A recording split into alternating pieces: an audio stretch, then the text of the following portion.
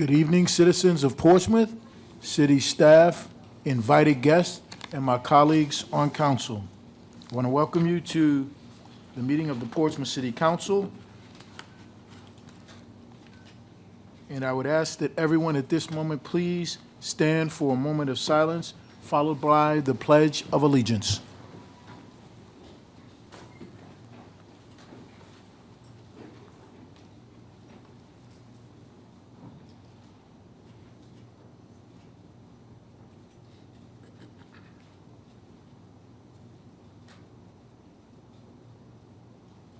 Thank you.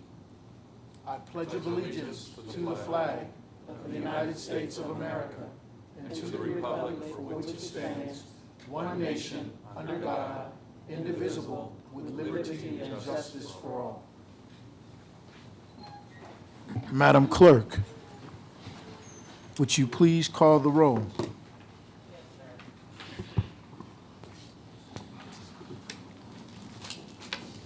Mr. Barnes. Present. Mr. Hugel. Present. Mrs. Lucasberg. Here. Mr. Moody. Here. Mr. Tillage. Here. Dr. Whitaker. Present. Mayor Glover. Here.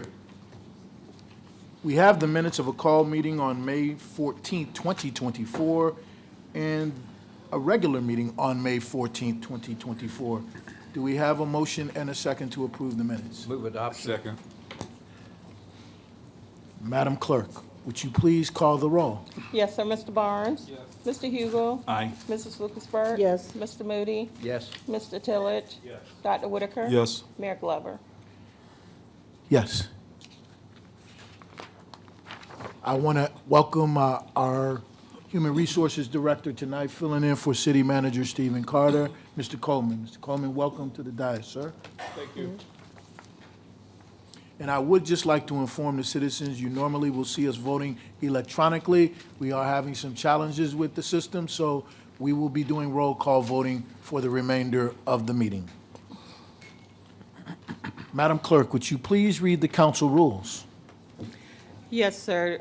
Ladies and gentlemen, City Council rules require a limit of up to 5 minutes to speak.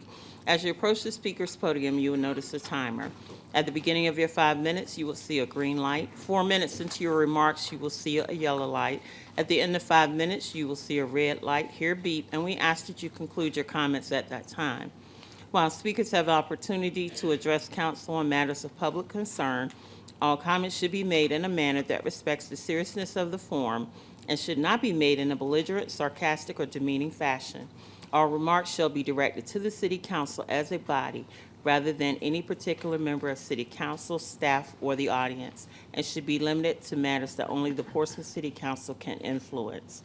A speaker who fails to observe this basic rule of decorum will be deemed out of order and not allowed to conclude his or her comments. Thank you, Madam Clerk. We're now moved to our item on the agenda, public hearings, item 24-135. And Madam Clerk, would you please read the public hearing item? Yes, sir. Public hearing with respect to the proposed adoption by City Council of an ordinance amending the city budget by an amount which exceeds 1% of the total expenditures shown in the currently adopted budget. The purpose of the amendment will be to appropriate funding in capital improvement fund budget in the amount of $46,500,000 for the purpose of purchasing and improving the former Hampton Roads Regional Jail Facility located at 2690 Elmhurst Lane. Do we have someone to present the item, or are we going to move into speakers for the public hearing at this time? We'll move into speakers then. This is a public hearing. You are not required to have signed up to participate in this public hearing. However, if you come forward to speak on this item, it must be germane to the item. In addition to that, state your name and address, and you will have 5 minutes.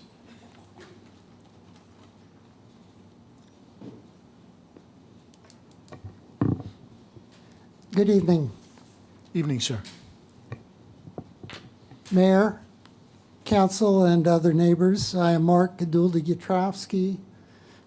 You can reach me at P.O. Box 50141, Portsmouth, Virginia 23703. I believe that this item presents an opportunity for us to do some things that we've been trying to do for a while.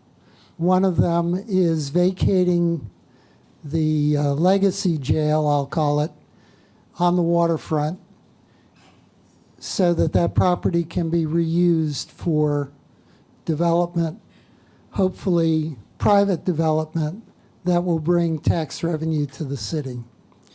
At the same time, the adaptive reuse of the regional jail site and infrastructure could represent a tremendous saving over having to build a new jail from the ground up.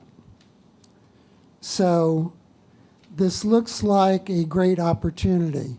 I want to insert a note of caution, though. Some years ago, we were in the business of buying buildings that had gone from one hand to another. One of those buildings shares this plaza with the city hall.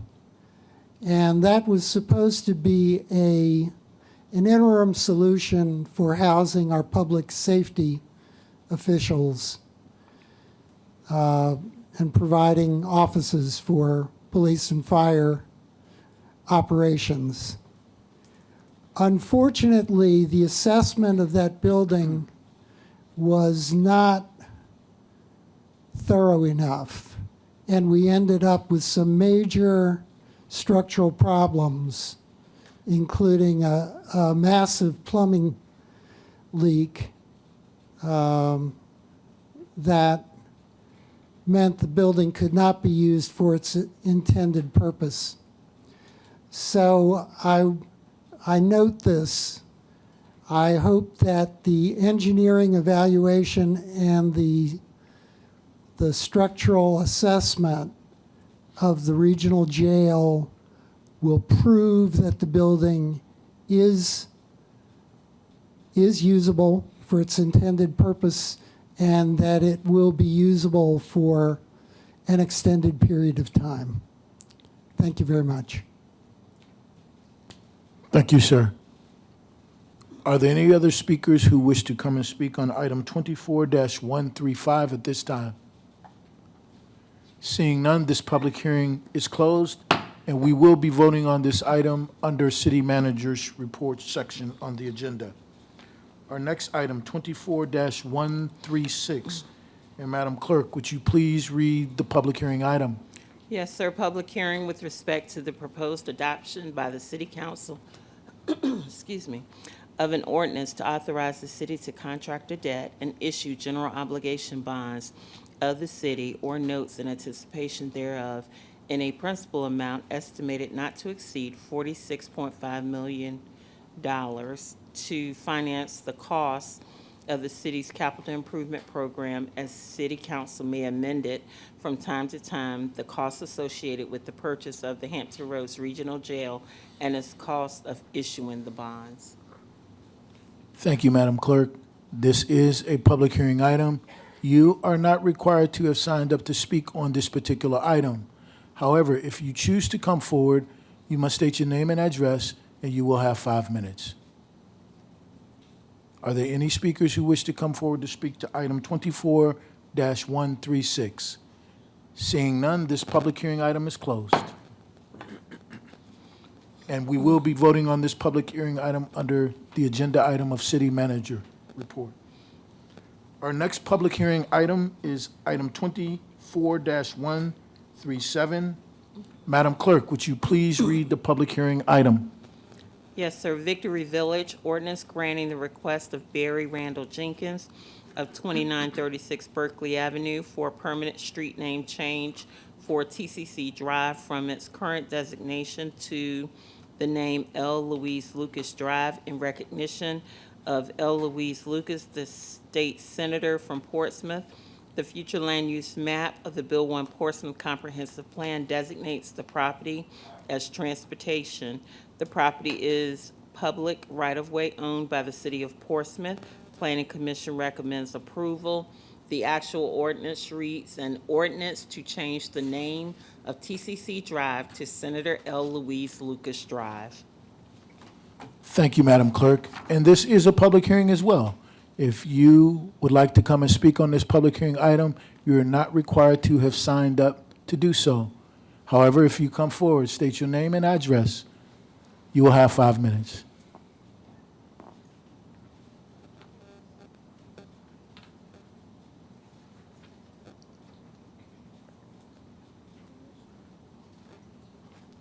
Good evening again, Mr. Mayor, Evening, sir. council, and other neighbors.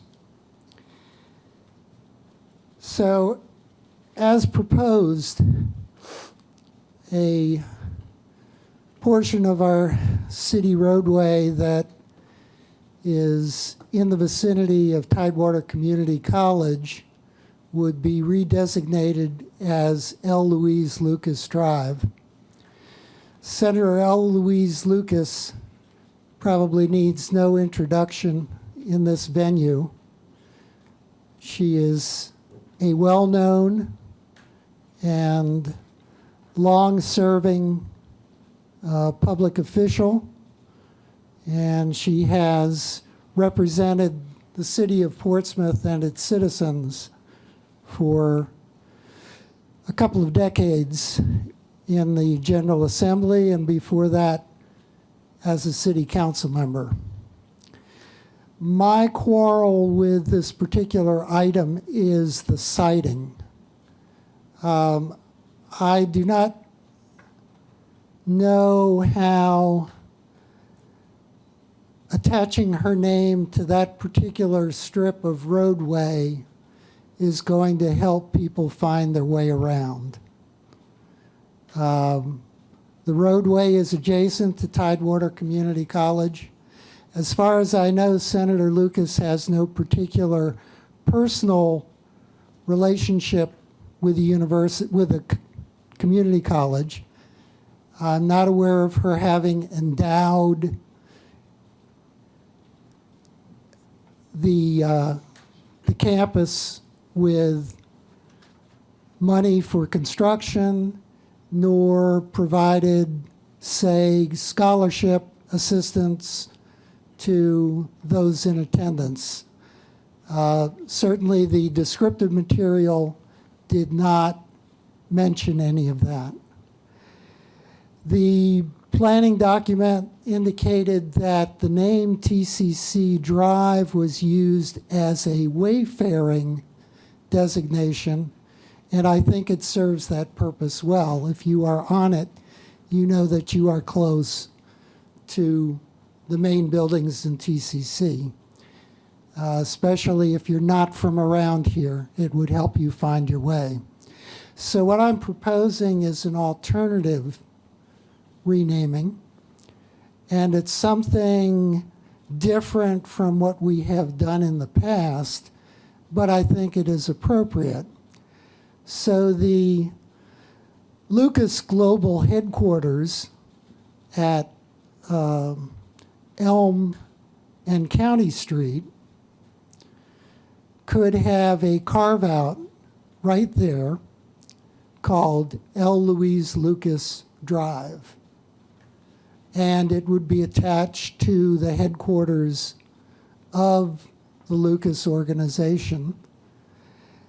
It would only affect that one property, so you don't have the problem that occurs when you take an already populated street and rename it. It's different from anything that we've done before, but it is in the spirit of honoring one of our prominent citizens and public servants without disrupting the ability of people to get to TCC or any other place that the name L. Louise Lucas Drive is not an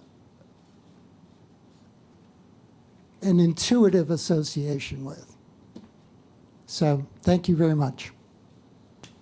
Thank you, sir. Are there any other speakers who wish to come forward at this time? This is a public hearing. You're not required to have signed up to speak on this item. You come forward, state your name and address. You will have 5 minutes.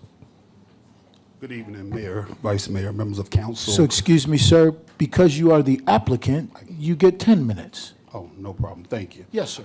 Brighton Princess Park section of the city. I'm here today because we all know, if we look at Senator Lucas' track record, the first African-American and female ship fitter here at the Norfolk Naval Shipyard, also the first African-American female elected to Portsmouth City Council. And then some years later, she is now the first African-American and female to hold the position of chair and appropriations over the finances of the state of Virginia, as well as Senate Pro Temp.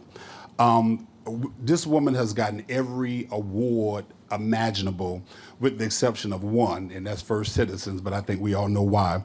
But nevertheless, people getting to and from TCC won't have their issues. As a matter of fact, the casino signed off on it. They was very welcoming of it. The president of TCC, she was very welcoming on it, and she also signed off on it.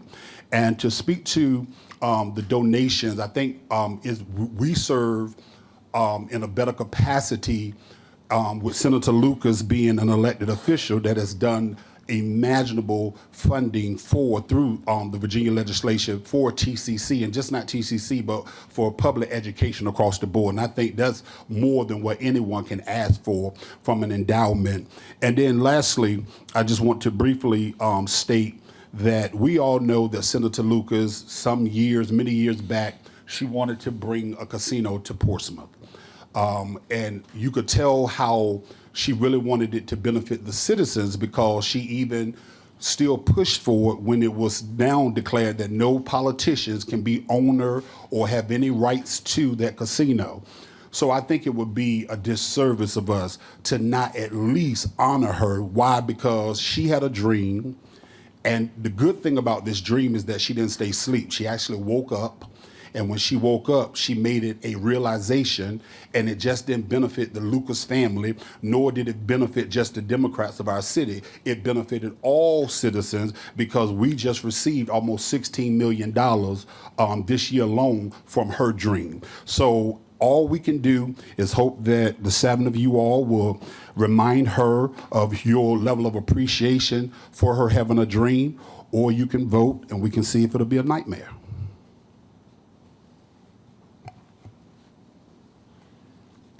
Once again, this is a public hearing. You're not required to have signed up to speak on this public hearing item. If you come forward, state your name and address. You will have 5 minutes. My name's Sheila Joseph, 139 Grand Street. I just wanted to bring it to the citizens' attention that it took me to go to Chesapeake to a special meeting for when people was running in Chesapeake. And I learned for the first time they had a scorebook they gave me and other people. And Senator Lucas had 100% in that scorebook, along with some other people, on how she voted for things. And I feel that, she need to be honored some kind of way. That's all I wanted to say. Thank you, ma'am.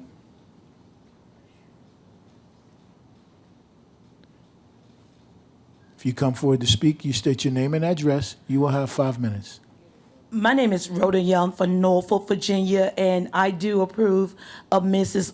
Lucas having a street named after her. But before we proceed, can y'all please get y'all ceiling fixed? It's raining inside of here. Thank you, ma'am. Seeing no other individuals coming forward, this public hearing is closed. We are in need of a motion and a second. Move for approval. The floor is open for discussion at this time. Is there any discussion on the item? Councilman Moody, sir, you have the floor. Thank you, Mayor. I'm going to use this opportunity to mention again a system of designating honorary streets in our city. There will come a time where we're going to run out of streets that do not have a lot of businesses, a lot of residents living on the street. which can be a very costly thing for those people. So I know council has, in the past, agreed with it. I think staff is given us a presentation, but as we said here tonight, it's in limbo. So we have a lot of people that probably should have a honorary street designated in their honor. So I'm asking again, let's get this thing enacted.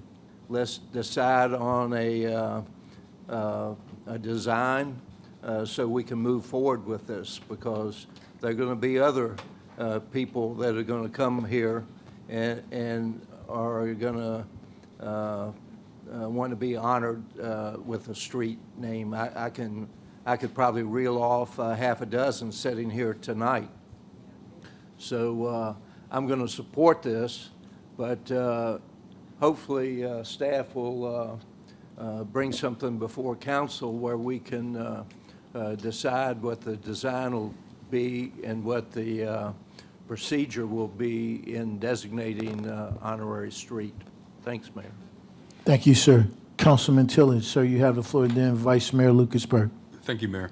My first statement was actually a question, I guess it would be for planning, is according to this map, it looks like it starts at Victory Boulevard and goes through the roundabout, but it does not go to Greenwood. Is there a reason for that? May I ask her to bring her up? Dr. Russell, would you like to respond? Please come up to the podium, ma'am.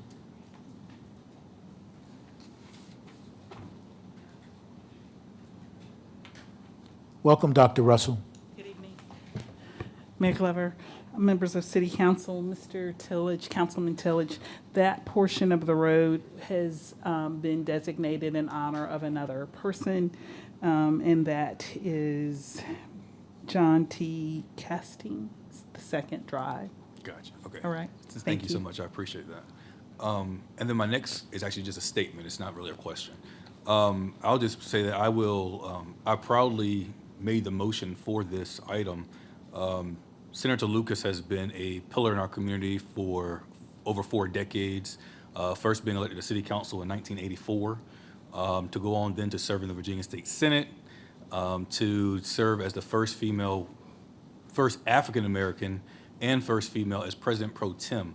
Not only is she Portsmouth history, not only is she Black history, but she is the Commonwealth of Virginia history. And probably can be argued, actually American history. To find another African-American female who has rose to the rank of President Pro Tem of a state house is phenomenal. And so I know people have many different opinions and political opinions, but to put all those things aside, this woman has overcome and she has transcended. And because of everything that this woman has done to better the lives of individuals, from public education to helping people with public safety concerns to now serving on the most powerful committee in the state, which is the chair of Senate Finance, she has definitely been a woman of her word. And I am honored to be able to vote on this evening and to declare this L. Louise Lucas Drive. Thank you, sir. Vice Mayor Lucas Burke, ma'am, you have the floor. Thank you, Mayor, and thank everyone for the kind comments for our senator, my mother. I want to say thank Mr. Barry Randall Jenkins for coming up with the proposal. It wasn't anything that was discussed with me or my mother. It was a total surprise. And they always hear that a prophet is without honor in their own home. And I'm happy to hear that people recognize all of the things that people have said about my mother. First, Prentice in the Naval Shipyard, and a lot of things that she did took her away from our family. She's made a lot of sacrifices for not only Portsmouth, Chesapeake, the whole Commonwealth of Virginia. She would give anyone the shirt off her back.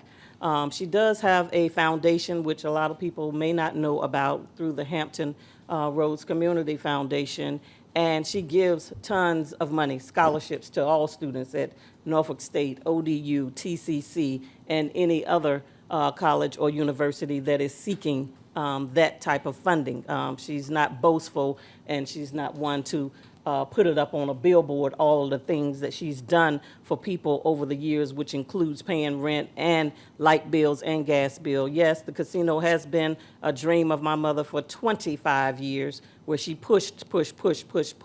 She had a futuristic vision for this city to be better than we were in the past, and it has proven that her dream, her reality has proven to be beneficial for the city of Portsmouth. So I appreciate this opportunity to name this street. We already have Lucas Professional Center at Elm and County. We already have Lucas Lodge at Elm and Lincoln. We already have 2700 London Boulevard, so we don't need one block to be named Senator Eloise Louise Lucas. She was honored to have this space since she couldn't invest in something that would gain her tons of money, which is the casino. She, of course, none of the politicians or legislators or elected people, contrary to unpopular belief, she does not own or have any earnings in the casino. So I think this is honorable to have her name right there at a place where she realized this is an opportunity for our city. So thank you all.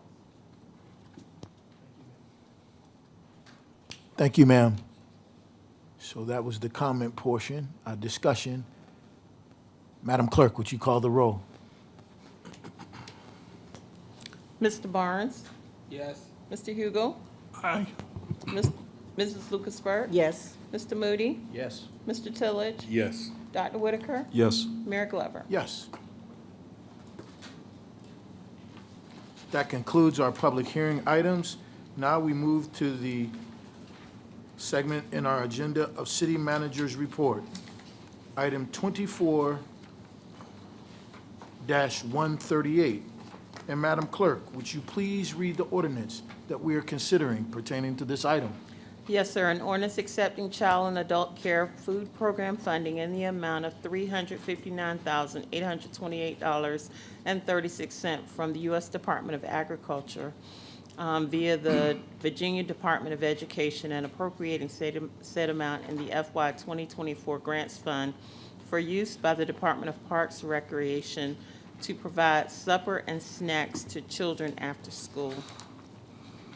Thank you, ma'am. Council members, we are in need of a motion and a second. Second.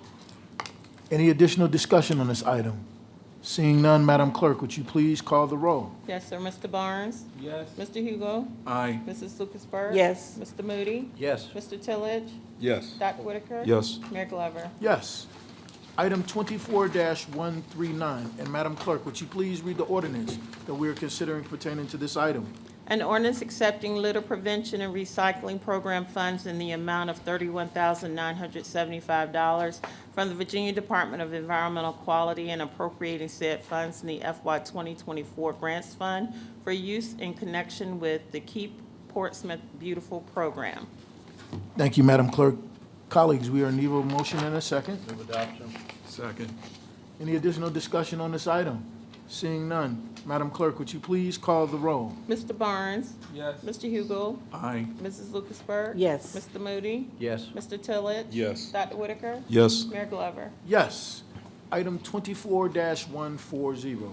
And Madam Clerk, would you please read the ordinance we are considering pertaining to this item? An ordinance, one, authorizing the execution of a duct and conduit space license agreement with the Southside Network Authority for the occupancy of a portion of Portsmouth fiber conduit across the West Norfolk Bridge, and two, appropriating the sum of $1,300,000 anticipated to be received as a result of said agreement to the fiber network project in the municipal facilities category of the FY 2024 capital improvement budget, fund budget. Thank you, ma'am. Council members, we are in need of a motion and a second. Move to adopt. Second. Any additional discussion on this item? Seeing none, Madam Clerk, would you please call the roll? Yes, Mr. Barnes? Yes. Mr. Hugo? Aye. Mrs. Lucasberg? Yes. Mr. Moody? Yes. Mr. Tillage? Yes. Dr. Whitaker? Yes. Mayor Glover? Yes. We are now moving to item 24-141. And Madam Clerk, would you please read the ordinance we're considering for this item? An ordinance accepting Four for Life funding in the amount of $71,960.72 from the Virginia Department of Health, Office of Emergency Services, and appropriating said amount in the FY 2024 Grants Fund for EMS training, equipment, and supplies. Thank you, ma'am. Council members, we are in need of a motion and a second. Move adoption. Second. Is there any additional discussion on this item? Seeing none, Madam Clerk, would you please call the roll? Yes, sir. Mr. Barnes? Yes. Mr. Hugel? Aye. Mrs. Lucasberg? Yes. Mr. Moody? Yes. Mr. Tillage? Yes. Dr. Whitaker? Yes. Mayor Glover? Yes. Item 24-142. And Madam Clerk, would you please read the ordinance we're considering for this item? An ordinance accepting 2023 Emergency Shelter Upgrade Assistance Funding in the amount of $65,000 from the Virginia Department of Emergency Management and appropriating said amount in the FY 2024 Grants Fund for use by the Department of Fire, Rescue, and Emergency Services. Council members, we are in need of a motion and a second. Move adoption. Second. Is there any additional discussion on this item? Seeing none, Madam Clerk, would you please call the roll? Yes, Mr. Barnes? Yes. Mr. Hugel? Aye. Mrs. Lucasberg? Yes. Mr. Moody? Yes. Mr. Tillage? Yes. Dr. Whitaker? Yes. Mayor Glover? Yes. Item 24-143. And Madam Clerk, would you please read the ordinance we are considering pertaining to this item? An ordinance accepting Shelter Plus Care Funds in the amount of $622,729 from the U.S. Department of Housing and Urban Development and appropriating said amount in the FY 2024 Behavioral Health Care Services Fund to provide housing and supportive services for chronically homeless individuals and families. We are in need of a motion and a second. Move for adoption. Second. Any additional discussion on this item? Seeing none, Madam Clerk, would you please call the roll? Mr. Barnes? Yes. Mr. Hugel? Aye. Mrs. Lucasberg? Yes. Mr. Moody? Yes. Mr. Tillage? Yes. Dr. Whitaker? Yes. Mayor Glover? Yes. Item 24-144. And Madam Clerk, would you please read the ordinance that we are considering pertaining to this item? An ordinance accepting settlement funds in the amount of $480,713.26 from various opioid settlement accounts and appropriating said amount in the FY 2024 Behavioral Health Care Services Fund for use by BHS for approved abatement purposes as defined by the Virginia Opioid Fund and Settlement Allocation MOU. Thank you, ma'am. Council members, we are in need of a motion and a second. Move for adoption. Second. Is there any additional discussion on this item? Seeing none, Madam Clerk, would you please call the roll? Yes, sir. Mr. Barnes? Yes. Mr. Hugel? Aye. Mrs. Lucasberg? Yes. Mr. Moody? Yes. Mr. Tillage? Yes. Dr. Whitaker? Yes. Mayor Glover? Yes. Item 24-145, it has two parts. We'll vote on item A, and then we will vote on item B. And Madam Clerk, would you please read the ordinance that we are considering for item A? Yes, sir. An ordinance authorizing the issuance and sale of City of Portsmouth, Virginia, general obligation bonds to include new money bonds in an original principal amount of not to exceed $46,500,000 and refunding bonds. Thank you, ma'am. Council members, we are in need of a motion and a second. Move adoption. Second. Is there any additional discussion on this item? Seeing none, Madam Clerk, please call the roll. Mr. Barnes? Yes. Mr. Hugel? Aye. Mrs. Lucasberg? Yes. Mr. Moody? Yes. Mr. Tillage? Yes. Dr. Whitaker? Yes. Mayor Glover? Yes. Now to item B. Madam Clerk, would you please read the ordinance that we are considering for this item? An ordinance amending the FY 2024 Capital Improvement Fund budget by one, increasing the revenue source general obligation bonds in the amount of $46,500,000. Two, increasing expenditures in the category municipal facilities by the same amount. And three, appropriating $46,500,000 to the city jail Elmhurst project in the municipal facilities category of said capital improvement fund budget. Thank you, ma'am. Council members, we are in need of a motion and a second. Move adoption. Second. Any additional discussion on this item? Seeing none, Madam Clerk, please call the roll. Mr. Barnes? Yes. Mr. Hugel? Aye. Mrs. Lucas-Burke? Yes. Mr. Moody? Yes. Mr. Tillage? Yes. Dr. Whitaker? Yes. Mayor Glover? Yes. Item 24-146. And Madam Clerk, would you please read the ordinance that we are considering pertaining to this item? An ordinance accepting additional 4E foster care funding in the amount of $1,500 from the Virginia Department of Social Services and appropriating said amount in the FY 2024 Social Services Fund budget for use by DSS to pay foster care costs. Council members, we are in need of a motion and a second. Move for adoption. Second. Any additional discussion on this item? Seeing none, Madam Clerk, would you please call the roll? Yes, sir, Mr. Barnes? Yes. Mr. Hugel? Aye. Mrs. Lucas-Burke? Yes. Mr. Moody? Yes. Mr. Tillage? Yes. Dr. Whitaker? Yes. Mayor Glover? Yes. Item 24-147. And Madam Clerk, would you please read the ordinance that we are considering pertaining to this item?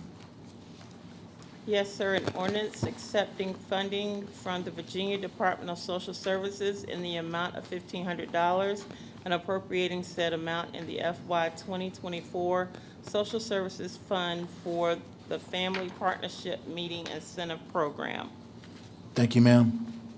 Council members, we are in need of a motion and a second. Move adoption. Second. Any additional discussion on this item? Seeing none, Madam Clerk, please call the roll. Yes, sir. Mr. Barnes? Mr. Hugel? Aye. Mrs. Lucas-Burke? Yes. Mr. Moody? Yes. Mr. Tillage? Yes. Dr. Whitaker? Yes. Mayor Glover? Yes, ma'am. Yes. Item 24-148. And Madam Clerk, would you please read the ordinance that we are considering pertaining to this item? Yes, sir. An ordinance accepting funding from the Virginia Department of Social Services in the amount of $2,400 and appropriating said amount in the FY 2024 Social Services Fund for the Family Partnership Meeting Incentive Program. Thank you, ma'am. Council members, we are in need of a motion and a second. Move for adoption. Second. Any additional discussion on this item? Seeing none, Madam Clerk, would you please call the roll? Yes, Mr. Barnes? Yes. Mr. Hugel? Aye. Mrs. Lucas-Burke? Yes. Mr. Moody? Yes. Mr. Tillage? Yes. Dr. Whitaker? Yes. Mayor Glover? Yes.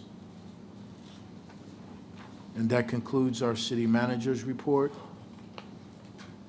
We are now moving to the new business item, agenda item 24-149, boards and commissions.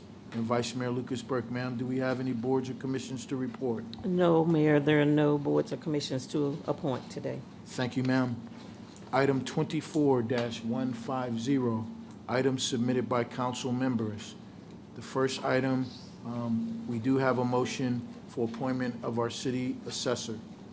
And Vice Mayor Lucas-Burke, are you prepared to read the? Yes, I am. I move to appoint Victor S. Edwards III as the city assessor with a salary of $130,000 per year and a start date of May 28, 2024. Second.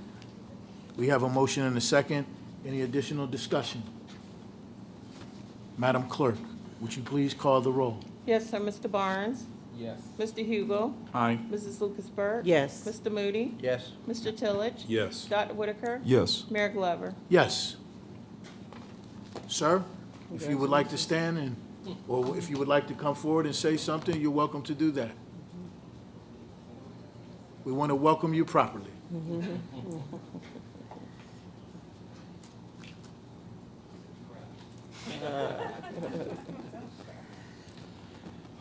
Just want to say thank you very much. I'm very humbled Sorry, I'm trying not to cry.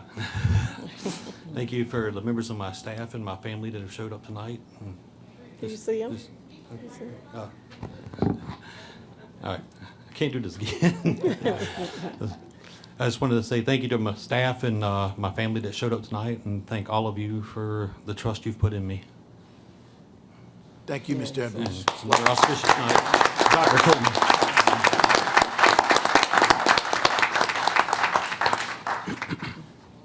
We do have another item under items submitted by council members. We do have an adoption of a resolution. And Madam Clerk, would you please read the resolution?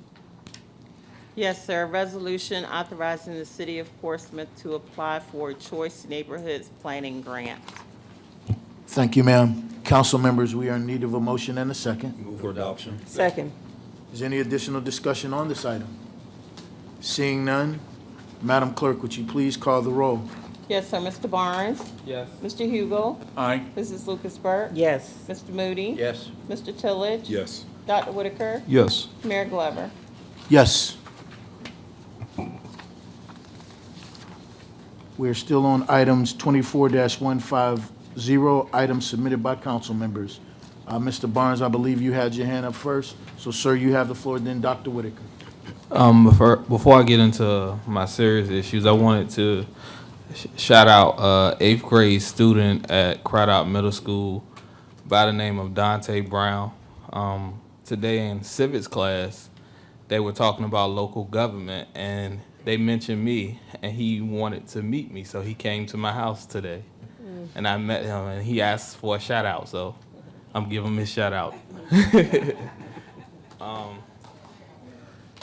Secondly, I was speaking with some citizens in the Churchland area, Dre Brown, Margot Walker, and Aaron Hawkins, and they were talking about the location at Churchland Middle School, how back in the day there used to be grills, there used to be picnic tables and different things so that they can enjoy the community of Churchland. Now, I'm not sure, and some of you guys will know better, I don't think they have those type of areas in Churchland right now. And they were really asking for counsel because the notion is that we serve the downtown area, but we don't serve the Churchland area. And I don't think that notion is true, but I think that we have a good opportunity to show them that that is not true, because what they're asking for is at the Churchland Middle location where they have basketball courts. And they said that back in the day they used to have picnic tables, grills, and things like that. They're asking, one, for the basketball courts for us to fix the backboards on the basketball goals. They said that they are really in bad condition. But they're also asking us to fix the playground that's over there, and also to put picnic tables and grills out there. Now, I know we've done that for other locations, including the Bernard Griffin Park and some other places, and I'm hoping that as a council that we could ask the city manager what the cost would that be to do that out there, and to see about when can we actually get those things accomplished for the Churchland community. I know that we do have, and I'm not sure if this is even possible, but I know in July 28th, there's going to be a 3-on-3 tournament that's going to be there with, coincides with Dorian Finney-Smith's weekend that he has, him and his family has for the city. I'm not sure if we can get it done, but I would like to know what the feasibility of us actually getting that done by then, and also can we get a report back on how much something like that would cost, when can we start it, and again, how long that would take. Councilman Barnes, yes, I can research some of these items and get a report back to you. Okay, and on a I mean, it's not too serious, but it is something I would like for us to do. I know a lot of you guys will know before a council meeting we get a dinner, and today is Subway. I would like for us to, and this is to my council colleagues, I would like for us to support Portsmouth businesses instead of supporting anybody else.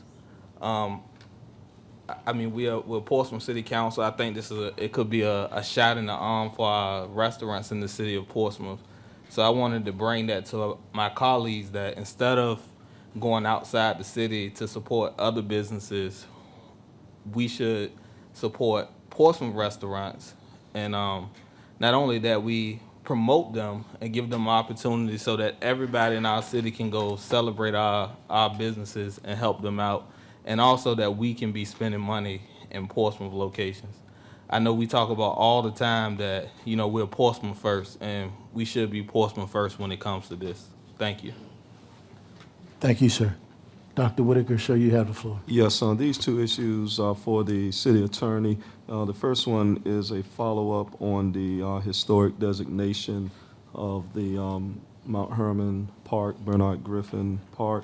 And the city manager, there has been some concerns from the citizens regarding the benches, additional benches and grills there at the park. The second issue for the city attorney, there's been some discussion we've had in the past dealing with minority contracting, and there being policy and language specifically speaking to audit language in contracts as well as penalty language. I know you followed up with an email that gave some language, but it was not policy. And so I'm asking at our next public work session that there be an update information where we are on incorporating language in contracts, how that's being coordinated with EDA. Any contracts we're entering into should have this audit and penalty language in it so that we can be serious about correcting the great disparity that we know exists with minorities getting contracts. And so at our next public work session. I'm going to ask for more time to the next public work session, only because we are currently in the process of doing that. We are working with the manager's office, who is employing a minority business women enterprise coordinator, which is critical to this process, as well as working with all the different agencies you've mentioned to check their language, what they have currently, and then compare it to the code and make those changes. We just met with procurement not too long ago.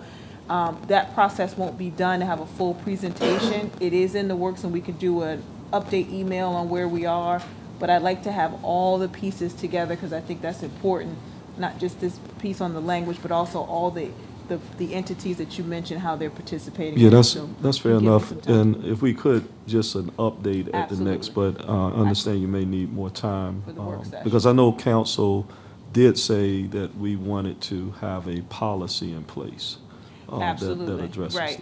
this. And the critical piece, as you've said many times before, is that everybody has buy-in. So Right. that's what we're working on now, getting the pieces on where we are, and making sure everybody's consistent with it. But we will have an update to you by the next council as an update, and Okay. then work on the work session. All right, thank you. Thank you.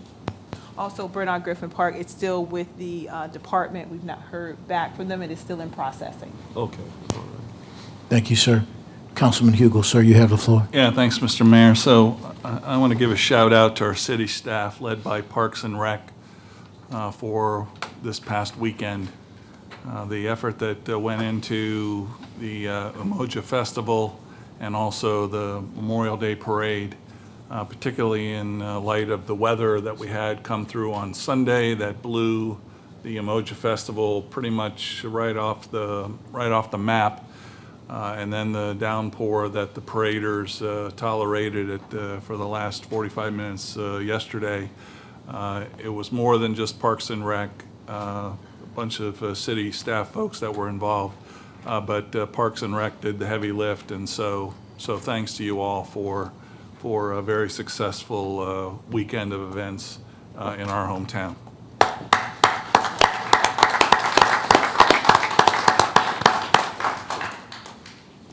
And I would just add to that, we hear so many things that are good that are happening in our city, and it's critically important that we recognize the achievements of all of our citizens. I had the pleasure and privilege of being out there at the Umoja Festival. By the way, that is the 32nd year that we have hosted the Umoja Festival here in the city of Portsmouth. And I also had an opportunity to sit with the original artist, Mezel, who did the original portrait in recognition of the Umoja Festival. And it's so important that we understand what that represents in our city. No other city in Hampton Roads has a cultural festival that celebrates a people, and so we're very grateful. And by the way, the weekend went off. Everyone was having a good time, enjoying the music and the festivities and the food. And so we need to celebrate those things that happen. And to the point of my colleague, I cannot stress enough how much our city management team, our human resources director, Mr. Coleman, and everybody put their hand in the dirt to make sure this was an enjoyable weekend for the citizens of Portsmouth. But more importantly, I would argue that there were many visitors that were not from Portsmouth, who came from many areas, and they recognized, wow, this is in Portsmouth. So I want you all to be encouraged today.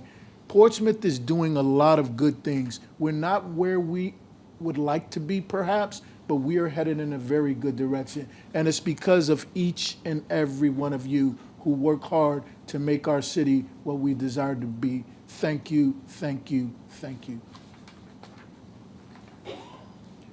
Are there any other items? Well, are there any pending items? Mr. Coleman, sir, you have the floor. Any pending items you want to discuss? No pending items, Mr. Mayor. All report backs are in your packets for your review. Thank you. And by the way, sir, I commend you on a wonderful job tonight. Thank you, sir.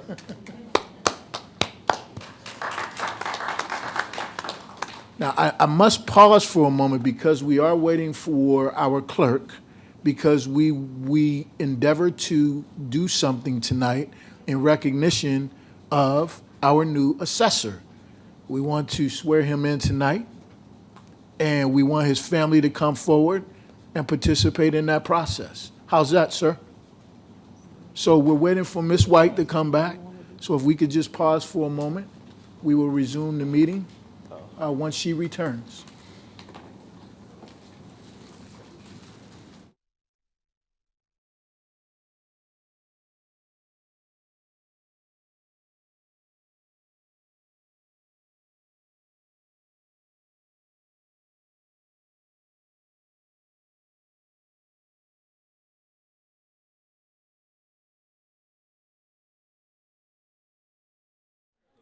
Ladies and gentlemen, we're ready to resume our council meeting.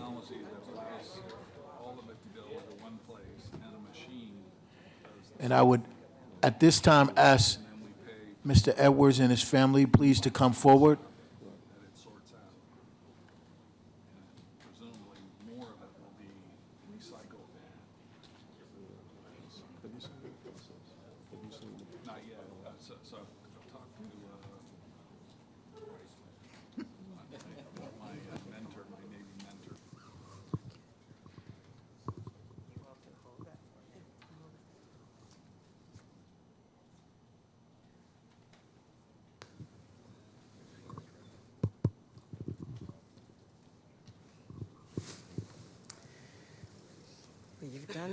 You've done that part.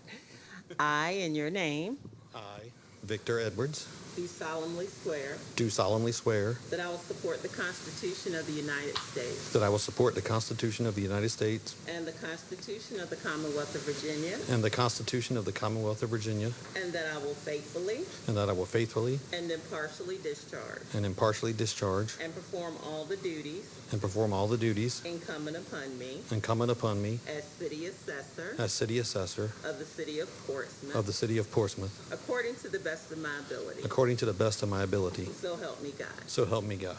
Congratulations.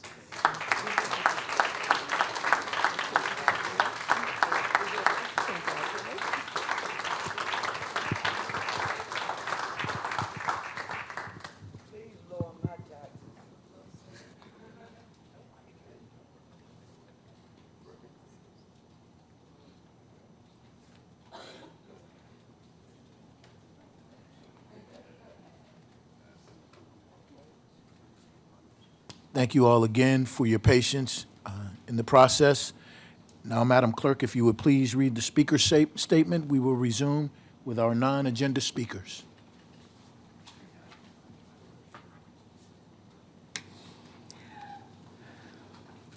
Ladies and gentlemen, City Council rules require a limit of up to 5 minutes to speak. As you approach the speaker's podium, you will notice a timer. At the beginning of your 5 minutes, you will see a green light. 4 minutes into your remarks, you will notice a yellow light. At the end of 5 minutes, you will see a red light, hear beep, and we ask that you conclude your comments at that time. While speakers have an opportunity to address council on matters of public concern, all comments should be made in a manner that respects the seriousness of the forum and should not be made in a belligerent, sarcastic, or demeaning fashion. Our remarks shall be directed to the City Council as a body rather than any particular member of City Council, staff, or the audience, and should be limited to matters that only the Portsmouth City Council can influence. A speaker who fails to observe this basic rule of decorum will be deemed out of order and not allowed to conclude his or her comments. Thank you, Madam Clerk. Our next speaker, our first speaker tonight is Mr. Barry Randall Jenkins. Sir, if you would come forward, state your name and address. You will have 5 minutes.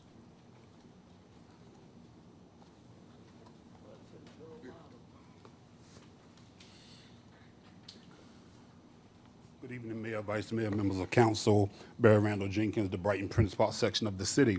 I'm just here tonight because two things. One, in our Portsmouth Redevelopment Housing Authority properties, and I like to work with Councilman Barnes on this, because I just heard you mention about Churchland. We don't have basketball courts tonight at one property. That's an issue because our black boys that is predominantly from PRHA properties do very well in high school, middle school with playing basketball and also for rec leagues. I looked at some kids last week. They were playing in the open field. I got a phone call from a young lady at Shanique High about some months back because the Lexington place did not want the children that she was working with in the building. So when you go to the center, it's a pretty center, so I get it. But unfortunately, these children have to have an outlet. Well, then last week, the children were playing on the grass area, and the only thing they had out there was grass to play with. I'm trying to figure out who's approving to put these housing, departments together, and we don't offer the thing that our children like to do. And if you go down to Dale's Home, which is one of our most infested crime communities, they have a little small thing in the center of the field for kids, maybe 3 to 7 year old to play with. So what is there for our teenagers and young adults to do? And then also I want to bring up the reset, and I'm here because a citizen asked me, and she may have been being funny, I don't know, but she said, Barry, I don't need the news to find out when someone was killed in my community. She said, I always know someone was killed in our community because I see the police department and everybody walking by. So Councilman Barnes, and I'm calling your name a lot tonight, I must going to be voting for you too. But you would always say things like, we need to stop being reactive and be proactive. So when you look at the walk that we do, it's called reset. So I'm hoping that that's not the case, that we're only going to people's communities when someone is dying, because that sends off the notion that we understand that you have these problems going on in your community, sir, ma'am. However, we can't come until somebody dies, because that's what it looks like. If this upcoming Monday, as I serve as president of the Brighton Prince Park Civic League, we'll have our need officer, they'll come in and they'll read off the stat reports for that week or month. We've had this many carjacks, we had this, we had that. So you would think, and I wouldn't dare disrespect, none of you all sitting up there, the highest form of education I have is an associate's degree, so I wouldn't dare try to say I'm smarter than any of you all. However, you would think that someone has to say, hold up, what are we doing? It didn't work when Chief Chapman was chief. It didn't work when Chief Prince was chief. It's not working now that Chief Jenkins is chief. We have to figure out something else to do, because if we know the stats of crime that's going on in our communities, someone should say, is a possibility that someone may get killed in this community because crime is up. So you know what? Let's get in front of this and let's go and start knocking on some doors and getting the citizens to start saying something. Because I will admit, police can't do it all by themselves. But you have to at least look like you have an interest in solving the crime. Like right now, if you go to the corner of Jefferson Avenue in Nashville, it'll be about 40 guys standing right there shooting dice, selling dope. People come by the car. Police ain't gonna bother them. Police will go over there once somebody gets shot, but anything that's being proactive is a problem. So if we say we can't arrest our way out of crime, and if we say that the police can't do it all, then if we understand that education and recreation go hand in hand, then we need to look at the properties where most of the crime is happening and find out what do we have to offer these children. Thank you, sir. Thank you, sir. Yes, sir. First, Councilman Barnes, then Councilman Whitaker, you have the floor after him. So to go to Mr. Randall's point about PRHA and the basketball courts, when I used to stay out Dale's home, and I was in the 11th grade, that was when they started taking the basketball courts. And the reason was because I found out later when I was in office from talking to them was because they said that the basketball court brought unwanted people. And they said they were shooting dice on it, so they took it down. So my question was, I said they shoot dice in the neighborhood, you ain't tear it down. And even to this day, last time I had it was me, the former interim city manager, and the new director. We talked about that, about putting the basketball courts back into the community, and it was the same thing. They keep saying that it's going to bring unwanted people. What I remember is that when I used to stay out there, so I remember my friends and us used to be on that court every single day, and it kept us out of trouble. I remember coming home from IC Northam and they putting it on the back of the truck, and I remember those same kids getting in trouble. And when you getting in trouble, you started doing certain things, like some of them started selling drugs. Once the money from the drugs started to look a little good to you, then you gotta drop out of school because you need to make a little bit more money. And then those same people started to get locked up. Some of them dead. Some of them now still in jail. I do agree that I know we can't tell PRHA what to do, but we need to tell them that it needs to be something out there to do for their kids. And also we need to make sure that, because a lot of the times too, what PRHA do, I'm gonna go ahead and say it. What they do is all their programs that they offer to the community, it comes with some type of stipulation. They got to go to some type of program. They got to do this. They got to do that. And that's not really trying to help the community. That's trying to get numbers for your program. So we need to really hold them accountable, because everybody needs to be a part of the solution to fixing the crime in the area. It can't just be the citizens. It can't just be city council. It can't just be this group or that group. It has to be everybody. And sometimes when you talk to them, it seems like they're looking for reasons not to do stuff for their community, and instead of doing it for us. So I'm hoping that this council, our city manager's office, can work with them and see what we can do about doing some better things in those communities that benefit the kids. And also to go back to, because he has another good point about going out into the communities beforehand instead of when it was a reset. We had a actual crime, a solution to a crime, to the issues that we were doing, called Rock the Block. And that was actually doing that. It was going out to the communities beforehand, before issue happens, fixing some of the issues that was in the communities. Like, the simple things like fixing a light or doing things like that. It's something called the broken glass theory. If you see a broken glass, that's where crime starts. And they were fixing those types of things. But Unfortunately, we did away with that program, but at that time, between that 6 months when we was doing that program, if you look at what was going on in the city, crime was down a lot. And it was, the test started in the Prentice Park community. And I know it was moving to Craddock, but it never got to that part because a lot of things changed.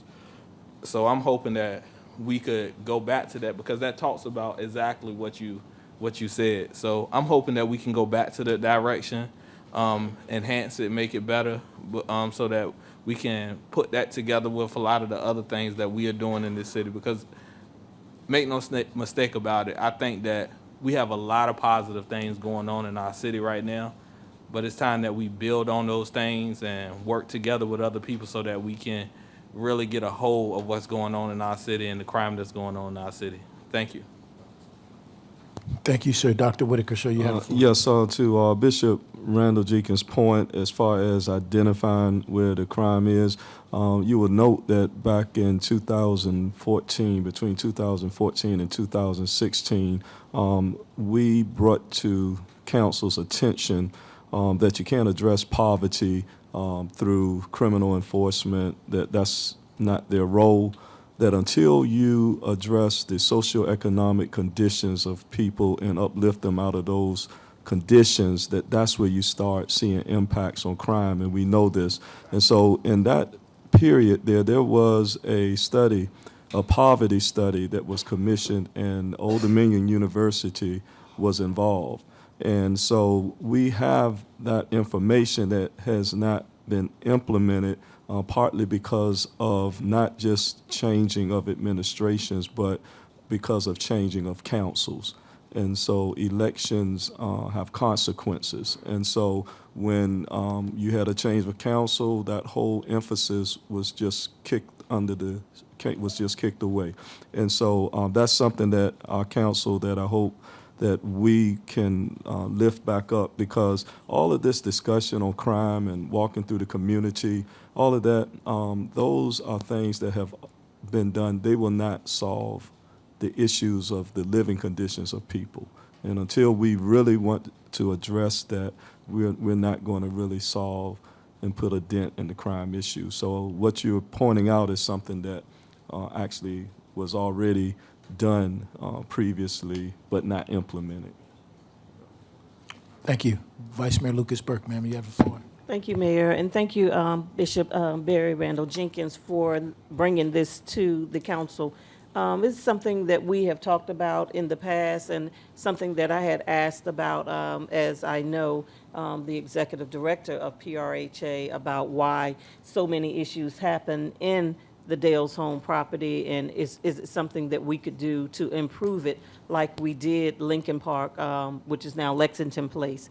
And one of the things that I would ask Mr. Coleman, as filling in for this weekend, to ask City Manager Carter if we could do just a report or a study, a look at, to see where our issues are, and to do a pilot program to see what it would take to put in a basketball court, or maybe a skate park, or something that's going to attract those young people, something that would give them the energy for them to invest their energy into that type of recreation. So I would say Dale's Home, I would say somewhere in Craddock, Brighton, Prentice Park, and then of course Cavalier Manor, my own community, is already having some work being done with our recreation center. But to do a pilot on where our issues are, and see if in fact putting in a basketball court or some type of alternate recreation or playground, just even for the little kids, for them to do it. We have technology now with our flock cameras and all of that, so if there's anything going on in there, I think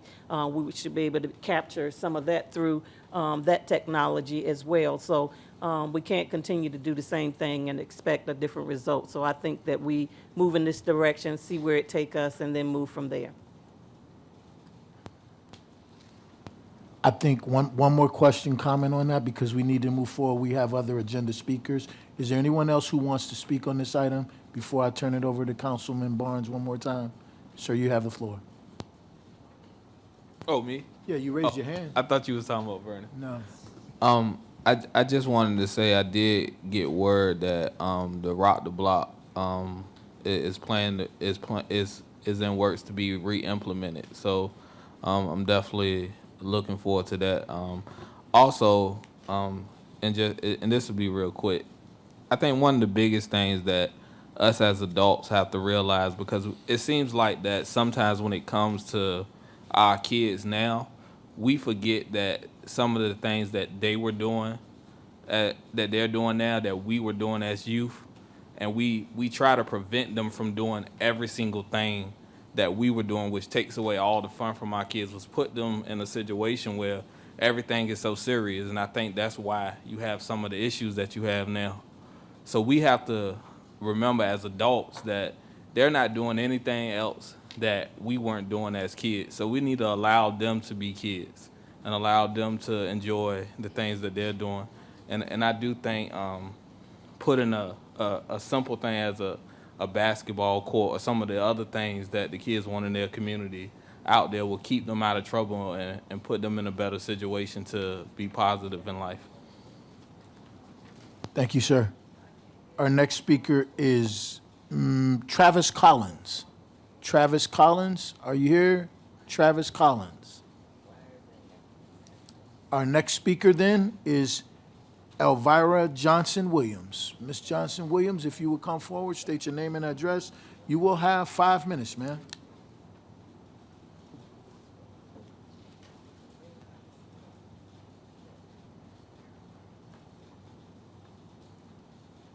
My name is Elvira Johnson-Williams. I reside in Portsmouth in the North Struxton area. I'm here before council to ask questions that I'm sure I'm not going to get answers to, but I'm going to ask the question anyway. After I compliment Councilman Barnes, I want to thank you for the suggestion of our children getting a free summer camp this year. I think it's only right that we get that for our kids. But now the question that I have is, when we did all of that, that was a suggestion from Councilman Barnes. I believe it was a suggestion. It was not a Councilman Barnes thing. It was a state thing. And the reason why I'm here tonight is because I am not an elected official in the city of Portsmouth. But my phone rings like I'm one of you people. And I'm tired of it. So tonight, I'm asking council to clarify to the citizens of Portsmouth, Norfolk, Hampton, Suffolk, and Virginia Beach, and I think Hampton got a part in it too, about these state funds that are coming to this 757 area for these kids to go to summer camp for free. I don't believe, it's in my opinion, that this money is not from the city of Portsmouth. It is my belief that it's coming from the state of Virginia. If I'm wrong, I will be corrected, I'm sure, by somebody real soon. But I just want people to understand this is a political season. Virginia has a election every year. And I know everybody's trying to get them votes and everything. And if you can say something that make people believe that you're the reason why something is happening, then that's one way of doing your politicking. I have a very dear friend that told me something like, in politics, there are no permanent enemies and there are no permanent friends, but there are always lies. Politicians, unfortunately, got this handle of being liars just to get what they want for the moment. And after they get there, and it's a done deal, they go back into hiding. You don't see them, you don't hear from them. They got what they wanted. And they're happy then. And then you get people calling me. I am not, and I'm gonna say this again for those that are listening, I am not an elected official in the city of Portsmouth.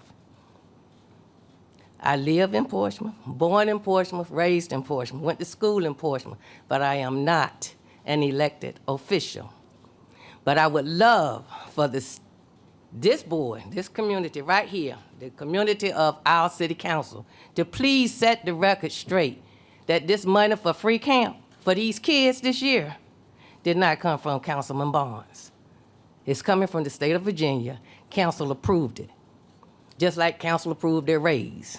They're gonna get more money than half the workers and probably half of the staff around here.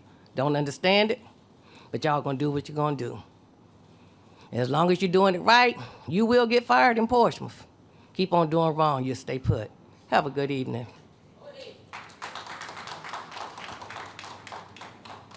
Ladies and gentlemen, proper decorum in the chamber does not allow for you to have outbursts unless we're recognizing someone. So I just need everybody to adhere to the rules tonight, okay? Are we okay? All right. Our next speaker is Mark Yatrovsky.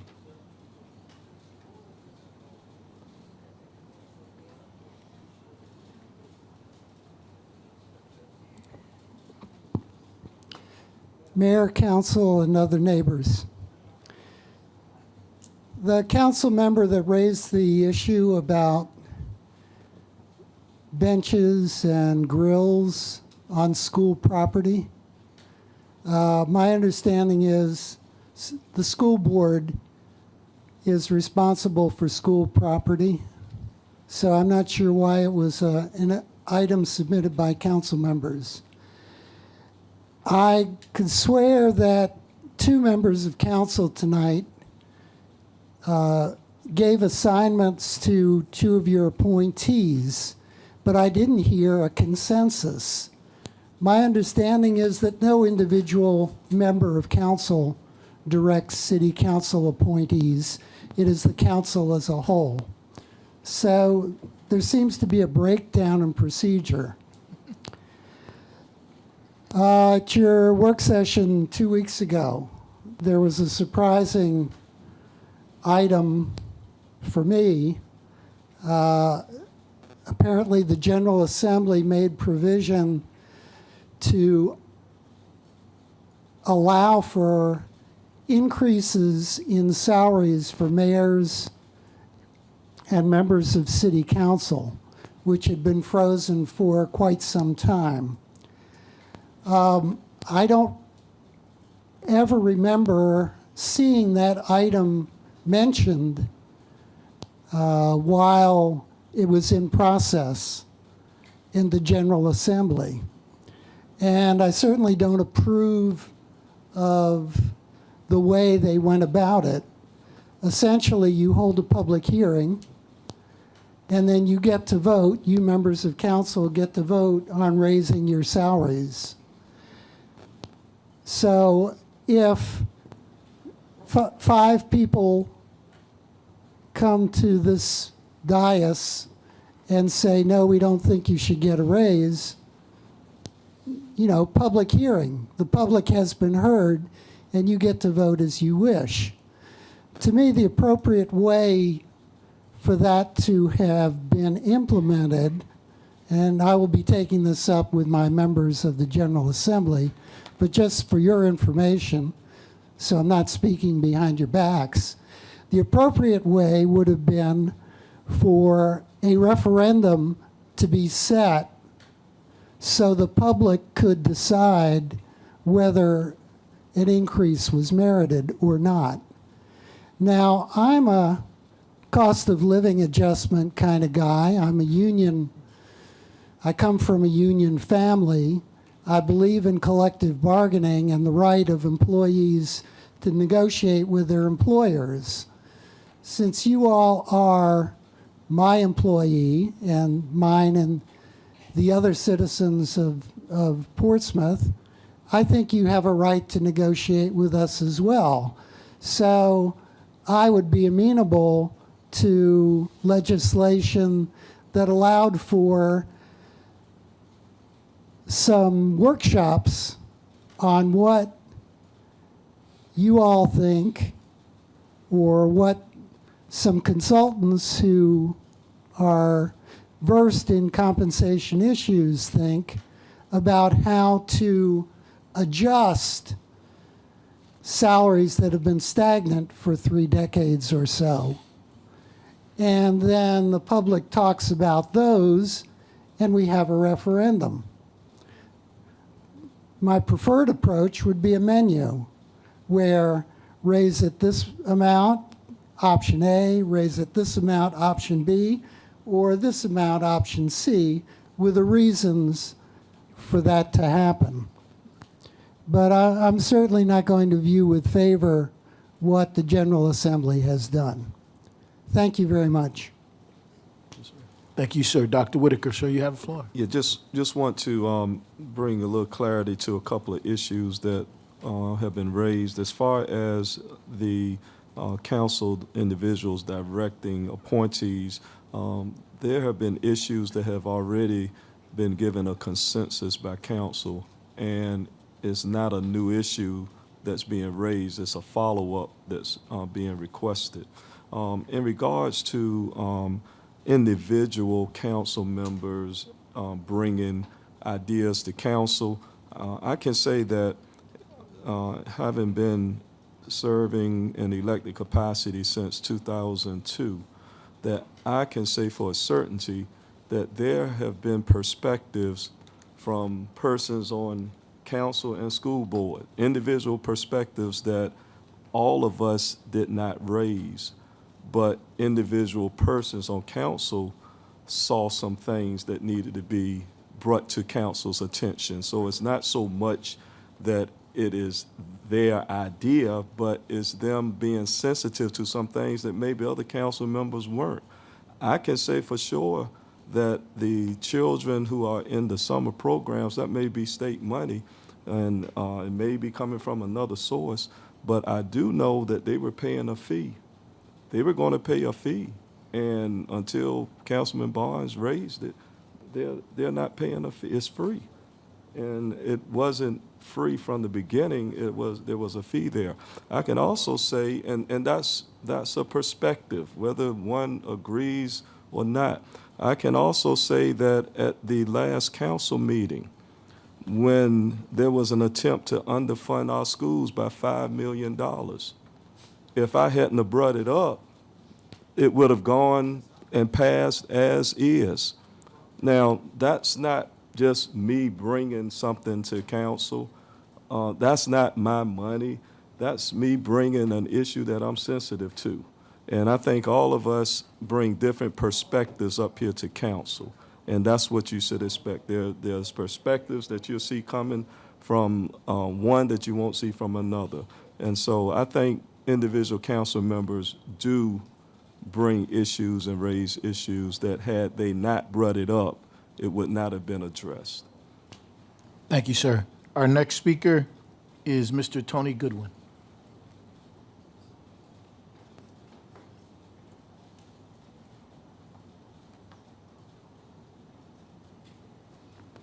Good evening, Mayor, City Manager, and Council. My name is Tony Goodwin. I live in the Parkview section of the City of Portsmouth. And it was 3 years ago, basically this night, that we had spoken about ideas on what we could do to curb crime in our communities. And one of the things that I brought up to your attention was the laws that were on the books, that are still on the books at the federal level, meaning the drug-free and gun-free school zones that were enacted in '82 and again in '96 and reaffirmed. And it was shortly thereafter, within about 60 days, I received a phone call from the city engineer that said, hey, we've come up with a plan, we've come up with a sign that I think everyone was happy with in identifying a boundary or a buffer zone around all of these schools that are in the city of Portsmouth and all over the state of Virginia, that says 1,000 feet from a school is a gun-free and a drug-free school zone.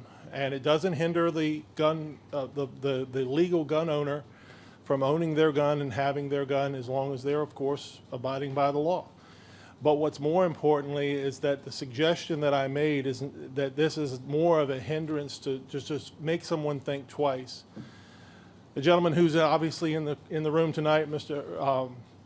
Darrell Redmond, has of course been out in the community, and I asked him one day, I said, hey, did you grow up in knowing that the gun-free and drug-free school zones were around when we were both teenagers at the time? He says, yeah, that's a place where we didn't go. We didn't go there because we knew it was a punishment that was possibly 3 times, just because of the fact that you're within a school zone. And of course, back in history here of 3 years ago when I brought this up, it was on May 31st that a 24-year-old gunned down a 16-year-old within feet of Parkview Elementary School, and then that following weekend after that, we had the same incident between students or minors. on that playground in that school. Where those cases are at this point, I don't know. But I would like to say, though, is that by having conversation with the chief of police, these are just simply tools that gives him tools to work with in law enforcement.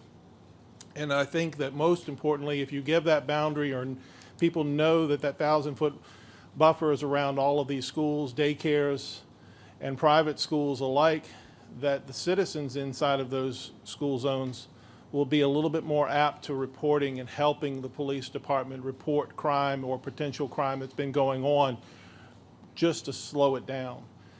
It's unfortunate that on Farragut Street over in Craddock just recently, that young boy that was in his home and ended up getting shot and killed was within 575 feet of Craddock Middle School. So I just implore upon you that we started the program 3 years ago with just a half a dozen signs around Parkview Elementary, and nothing else ever happened of it. I would say, again, you're asking us for input and suggestions on how to slow down this epidemic of crime that's happening in our communities, and this senseless murders that are happening, and other things that we can prevent by just simply saying, stop and think about it. Encourage our citizens to be proactive and actually report the crime, and not be afraid to report the crime, because they feel like there's something they can, there's a little bit more teeth to this, that they feel like they can get a little bit more better result out of it. But again, it's just a suggestion, and I think that it comes close to home when it's in Parkview, since it is in our neighborhood, and that young boy that was 16 years old is the age of my daughter right now. And I think it's just a shame to see this continue to happen again and again and again. And I think that if we can give at least a chance to the communities to solve this problem, we will have a better result. So thank you very much for the time. Thank you, sir. Our next speaker is William Griffin. Mr. Griffin, if you're present, please come forward. Our next speaker is Mr. Leon Hammonds. Mr. Hammonds, come forward, state your name and address, sir. You will have 5 minutes.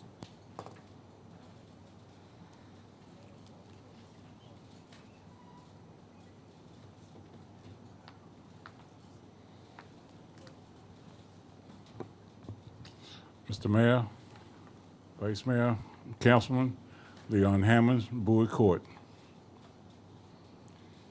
Last meeting, we had a discussion about the parade, kind of single out one particular group. So, watching the parade yesterday, I saw a lot of backups. It wasn't necessary, but I saw a lot of them. I ain't run down the thing just watching them, just from my location where I was located, right there at John Cool's, and it just really started. So really don't single out one particular group for a backup that really wasn't necessary to single people out, the young people. And hope that doesn't happen again. My pet peeve is gift cards. Again. You're losing money again, so when are we gonna get rid of the gift cards? When are we gonna get rid of the gift cards? I don't mean get rid of them, I mean when are we gonna give them out like the federal government meant for them to be given out? The federal government meant for them to be given out. Not the city, not the state, but the federal government. Right now, the $100 gift cards is only worth $67.50. You got 2,140 so-called $100 gift cards. 2,140.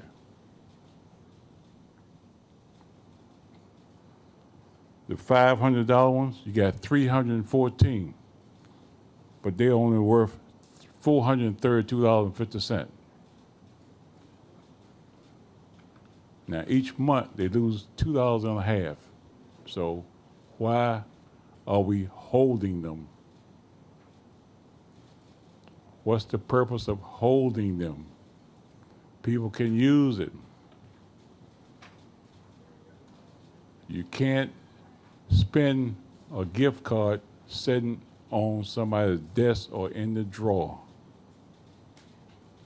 And I will be back next meeting with my same pet peeve until it is gone. And I'll appreciate it to be gone. Thank you. Thank you, sir. Our next speaker is Mr. Sergi O'Neill.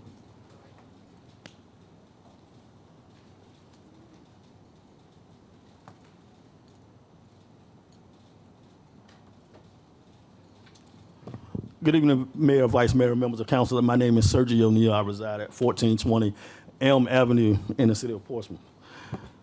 I wanted to talk tonight about the city's response to trauma, just for, but I want to go back. I do have to applaud the city for the Memorial Day parade. I thought, me and my family attended, I thought it went very well considering the circumstances of the weather, whatever the case might be. I think all of the groups did an excellent job in representing the city. I think the city leadership that was out and about, the candidates that came out to show their support for the community, I think that was a great thing.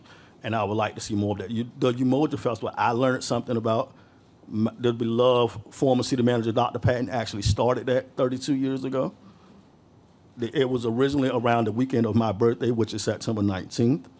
It used to be every year in September until some years ago when it changed to be around around the end part of May. And I think that went well. I went on Saturday, and that was lovely. The atmosphere, the positivity that was in the community, bringing people together to celebrate actual real unity. Is a great thing that we should do more of. But I do want to go and take a minute and say, I think Ms. Williams hit it on the head. People do stuff during political seasons and bring stuff up just for attention, but we know the real intent behind that. I get it. Ms. Williams, you my hero right now. I promise you she is, because she really made it plain to what it really needs to be, I think we need, for accountability purposes, we need to call it for what it is. It could be whoever's idea. However, we need to know exactly where it came from. So it won't be, oh, look at what I did. No, look at what somebody else did. You just brought it to the attention. So if we're going to be fair, we're going to link all the pieces of the chain together to see how this stuff comes about. So people won't get the inclination that it was just one person that did something, one body, because it don't work like that in government. I don't know what civics class some people took. But we should know the whole truth and not part of it when it comes to the actions of our local political body. But moving forward, one thing about being proactive that I heard that a lot tonight. I was out earlier, and I was looking at thinking about the trauma that's occurring in the city, and a piece of that is what the city response. And I would like to offer an idea as to say could we get somebody from behavioral health to, proactively ride in areas where we have a lot of trauma and a lot of mental health issues going, where people that are suffering from that congregate. For example, if I believe it's in the back of the 7-Eleven on High and Elm Avenue, there's a lot of homeless people that congregate back there. A lot of them are suffering from a lot of issues. If somebody from behavioral health could come meet them where they are and say, this is what we have to help you, maybe they would want to transition into a better environment. If somebody comes to meet them where they are, they can go to Dale's home and go to those, and talk to those parents and those kids, that are out there that are dealing with that trauma and say, hey, this is what behavioral health has for you. These are the services that we offer. To meet them at their level. I know behavioral health has that beautiful building right there on County Street, but it's time to come out of those walls and come directly into the community. And I'm not picking on behavioral health. I know Dr. Woodard is doing an amazing job. I sit on the board with him, and we have conversations. He's had conversations with bodies, that I'm a part of, organizations that I'm a part of, and they are doing what they can above and beyond in behavioral health to do what they need to do to help this city. But I want to also go and I'm going to take a minute to give a shout out to Chief Jenkins, and I'm going to tell you why. The response to trauma that he got from a parent that lost their child, you kept my promise. This mother saw him come to her child's vigil. I have never heard a mother come up to a police chief and say, you kept your promise. He promised her that his department was going to find the people responsible for her son's death. And he's actively doing that. So some of y'all, I can see how the tension is going. You don't like when other people get the accolades, but let me go ahead and clear that up right quick. Because see, I can tell you one thing about that man. When something is going on, he's on his way. And he's not coming to sugarcoat, and he's not coming to play. So let's get the record straight. Thank you. Thank you, sir. The next speaker is Sheila Joseph. Oh, Mr. Barnes, sir, you have the floor. Well, first I want to say I don't want to get negative or anything. I just want to continue on the positive note. The city council is doing some great things for our children.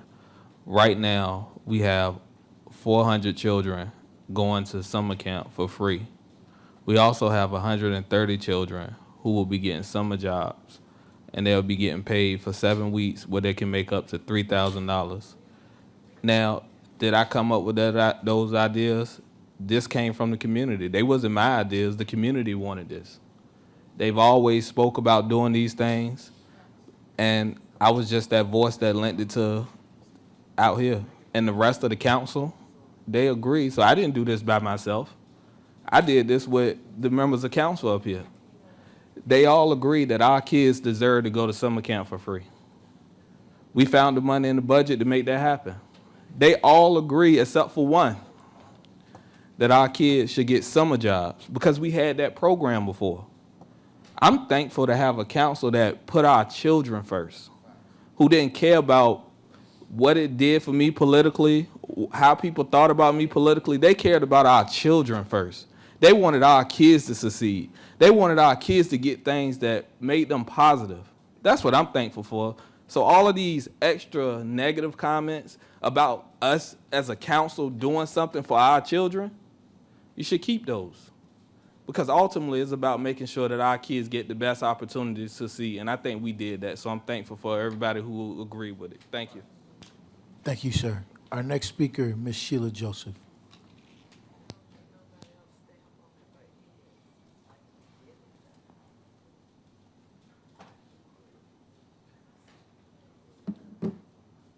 Good evening again. 139 Grand Street, Portsmouth, Virginia. I was just told that each one of you got an email about the snake. So if you read that, each one of you have it. But my intent was to talk about that. And the copy that I issued, could I get that back?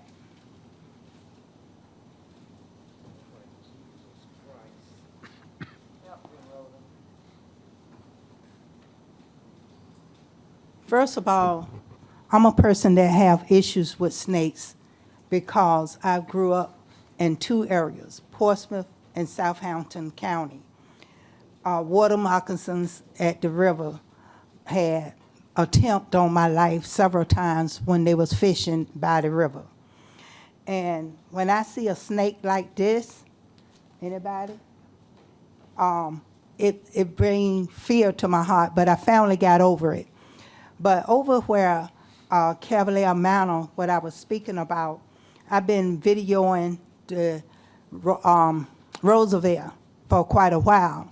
And I decided to go this year to go back and video it. It's even worse. It looks like the Desmond Swamp, and it's not well kept. I wanted to talk about someone explained to me this particular snake is the good snake, but none of them good to me. But this one uses, eat the poison snakes, the rotors, and different things. But I just wanted to say, anyone up here that would take and look into the different things that's going on in Cavalier Manor. I know I'm a civic lead somewhere, but I'm all over the city. The poison snakes, there is different types out there and different things in the pond, and it's terrible. And when you look at it, I got video pictures, and then on Thursday coming up, for those that have passed around a copy of my information, we are having a civic league meeting for Fairville. We want to give you some good news of what's going on in Fairville, but also different issues we would like to address. I understand y'all weren't able to come to the one that we had in Churchland on the 13th or the 14th, but Mr. Mark showed up and he learned some things, how the different communities from different cities pulled together and addressed things. So today I wanted to say thank you again for coming out, and I hope you learned something from the citizens and share it with others. I am gonna speak a little bit. They talk about the housing authorities, but I want to talk about the homeowners. Our kids don't have in Fairville neighborhood basketball court. You have one at the Olympic, but that's not in our neighborhood. So they use the street. Drive back and look. It's not a safe thing because people love to drive fast and not pay attention. So I did address the sign, but that's not slow enough. If I can go in Cavalier Manor, see 15 and 20 miles per hour, I would like to find out who can reach out and see if we can get the city council to approach someone to get that kind of mileage in our neighborhood, because people are driving too fast and the streets are sharp. I also want to talk about the grass and different things by the ditches. It's snake season, mosquito season in our neighborhood and other neighborhoods in the city of Portsmouth. Spraying, I have a problem with it because they come out in the daytime when people walking around. I feel like if you spray the ditches and different things like that, it will help. Also, please, any of you, send me an email if you can come this time. I asked in time enough, and the time is set up at 7 o'clock, and I'll name the area. Somebody tried to sabotage our event. That's why the government that we had come in from Northern Virginia took over us hosting it, and they hosted it, and that's why you didn't see my name. In the beginning, it was my name hosting it from Portsmouth, Virginia. I didn't want to get the announcement, but as soon as I got here, somebody knew, and I just put the flyer out on yesterday and Ms. this Joseph. morning. I Joseph. just wanted to say thank you if y'all would come out. Thank you, ma'am. Thank you. Our next speaker is Mr. Sherman Tyler.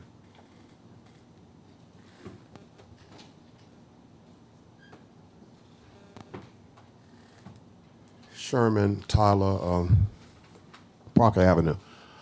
I want to tell you about an incident that took place with me today at Food Line, right across from IC Norcom, and it was crazy. The chief had called me, and I asked Chief to do something for me. Called me and said, "Mr. Tyler, are you home?" I said, "No, sir. I ran through the store to get some steak for my wife and some tomatoes and stuff for the night supper." He said, "Well, don't leave. I'll be right to you." So I'm coming out the store with my bags, and me and Chief, we chop it up and talk. Next thing you know, pop, pop, pop, pop, pop, pop, pop. It's a car in Food Line parking lot shooting at somebody in the parking lot with a chief of police standing right beside me. So Chief grabbed his gun, and he runs over to the car. "Police, stop!" And the car nail-bought the night, hour and a half ago.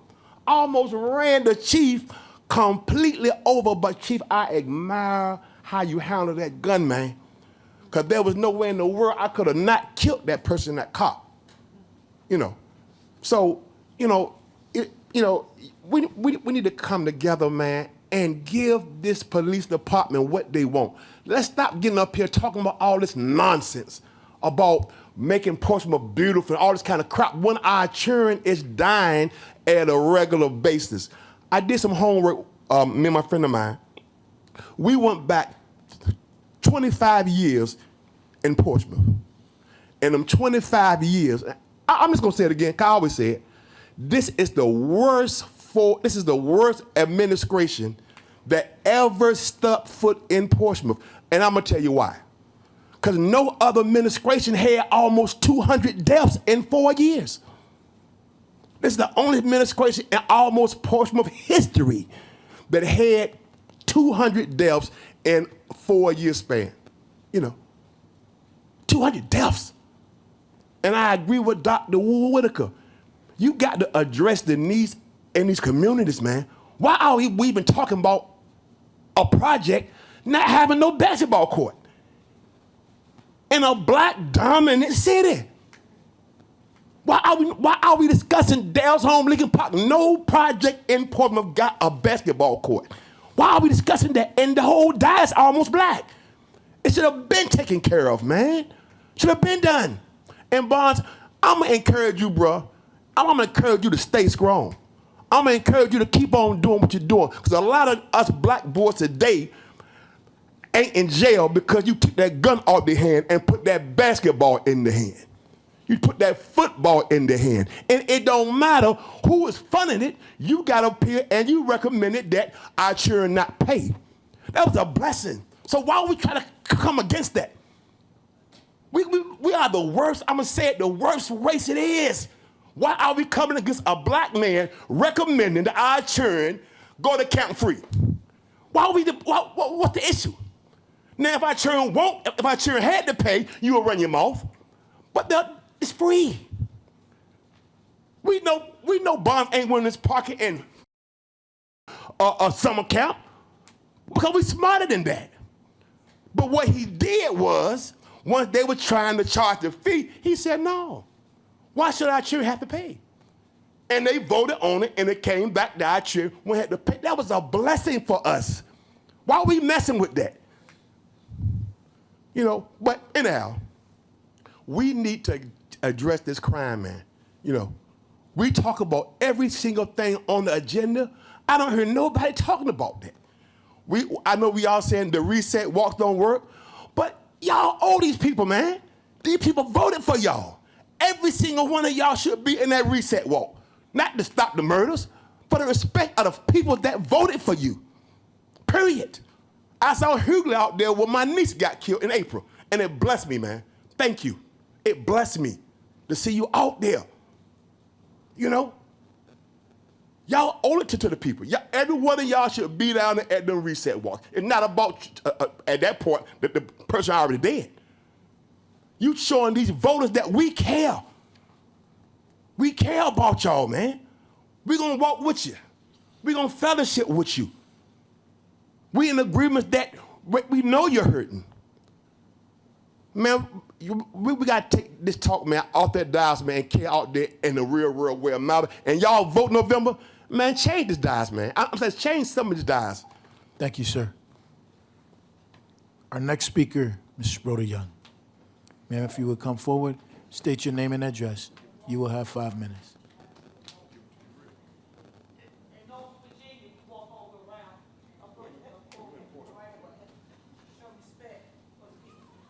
Even though I called the city of Portsmouth, Virginia, around 1 o'clock this afternoon to assure that I won't be last, I was still called last. I want to know who chose who called, what person first, and why was I called last when I stood in the parking lot. I was in Portsmouth 3 hours before y'all meeting. I stood in the parking lot watching this young lady halfway park her car properly, trying to make sure she don't miss the sign up at 6:30. How she went before me or anybody else went before me, it baffled me. But it's okay, because I understand that the last will be first and the first will be last. With that being said, for years, I have watched you all ignore me. Most of you guys came to me for help to sit in your position that you sit in. I'm not going to use no particular name because I'll be going against the bylaws. I watch you turn your head and bow your head when my camera came your way, but I also watch you smile at Wavy News 10, Channel 3, and also Channel 13. But I saved your face when they was destroying you when you were running for office. When they ain't want nothing else to do with you because you didn't want them to pass out some book bags or some books. I saved you. I got you where you are. Even when they came to me, because they did me a favor when I got in some trouble, and they tried to pull me away from you. I love you, and I work with them, and I still work with you. When you packed your stuff up and leave the day that you was elected, you didn't know you won, and the people that you went with didn't know you won. I knew you won. I ran from out the hotel from around the corner where I did not supposed to be. I supposed to be standing by your side, but my God made it possible that I announced to you that you are the mayor of Portsmouth, Virginia. Get out your car. Where you going at? Don't forget about me. Some of you all give you thanks and praise. You never change your face. Give you thanks and praise even though me and you don't know each other. You always show me respect. You already know how I feel about you, and you feel about me a certain way. But we're going to learn to work with each other because we both got principle. Keep doing what you're doing, young black man. I see you out there. You're going to be mayor one day, too. You haven't given up yet. Okay? With that being said, as loud enough as need to be said, I am running against Bobby Sack. Bobby Sack, y'all call him the Godfather. Well, I must be his goddaughter. Because I'm running against him. Because I already have done y'all jobs. And I don't have to do no protesting. I'm coming with my receipts. The work has already been done.